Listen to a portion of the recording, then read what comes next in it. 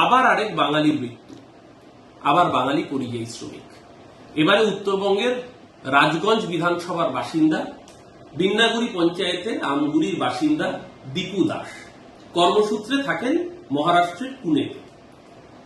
তার পরিবারের কাছে গত 29 জুলাই রাত্রিবেলা ফোন আসে যে দীপু দাসের দুর্ঘটনায় মৃত্যু হয়েছে। পরিবারের লোক এসে যেন মৃতদেহ সৎকার করেন। পরিবারের অর্থনৈতিক অবস্থা এতটাই খারাপ যে তারা সেখানে যাওয়ার সঙ্গতিটুকু ছিল না, তাই জন্য পরিবারকে বলা হয় নো অবজেকশন সার্টিফিকেট দিতে। পরিবারের লোকজন যখন মৃতদেহ দেখতে চায়, যে ছবি পাঠানো হয়, প্রথমে ছবিও পাঠানো হচ্ছিল না, তারপর যখন প্রশাসনের মাধ্যমে চাপ হয় সেই ছবি দেখে তারা আটকে ওঠেন।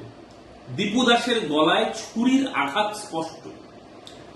স্পষ্ট ছুরির আঘাত দেখা যাচ্ছে। সেই মৃত্যুকে দুর্ঘটনা বলে চালাচ্ছে মহারাষ্ট্রের পুলিশ, বিজেপি শাসিত পুলিশ। কেন? প্রশ্নটা উঠে এখানেই।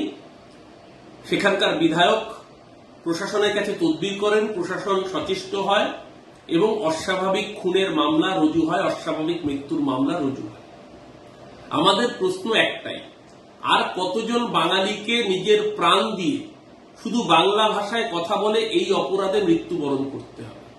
কতজন মানুষকে বাংলাদেশে পাঠানো হবে? কতদিন বাংলা ভাষাভাষীর উপর, বাঙালির উপর এই অত্যাচার বাংলার মানুষ সহ্য করবে?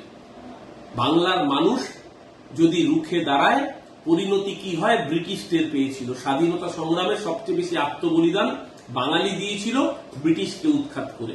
আর এই নতুন রাজাকার বিজেপি, এরা কান খোলা করে শুনে রাখুক, এক একটি বাঙালির রক্তবিন্দু নতুন করে স্বাধীনতার ইতিহাস লিখছে। যারা বাঙালির উপর অত্যাচার করছে, আজকেও যারা দীপু দাসকে যে ডবল ইঞ্জিনের পুলিশ খুন করেছে, তাদেরকে জবাব দিতে হবে আগামী 2026-এ। তার জন্য বিজেপি যেন প্রস্তুত থাকে।